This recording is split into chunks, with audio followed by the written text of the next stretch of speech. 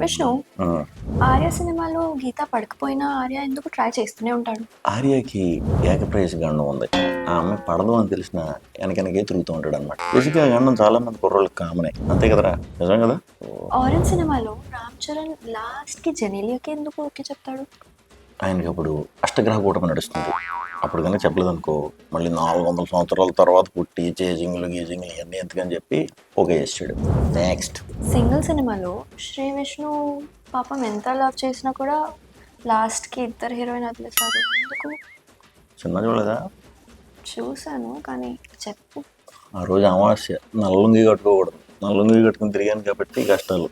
నిన్ను కోరి సినిమాలో పల్లవికి ఉమామహేశ్వరరావుకి పెళ్ళి ఎందుకు అవ్వలేదు? పాపం ట్రూ లవ్ కదా. న్యూమరాలజీ ప్రకారం మనోడి పేరు ఉమా, యుఎంఏ. యుఎంఏ అని కాకుండా యుఎంఏఏ అని పెట్టుంటే గ్యారంటీ కనెక్ట్ అయిపోయారు. 27th ఫెబ్కి వచ్చే విష్ణు విన్యాసంలో విష్ణు తను లవ్ చేసిన అమ్మాయికి వేరే అబ్బాయితో పెళ్లి చేస్తాడా?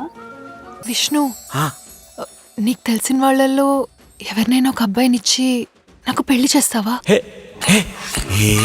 దాని గురించే కదా మనం 2 గంటల సినిమా తీసాం. నీకు చెప్పేస్తారండి ఇంకన్నీ.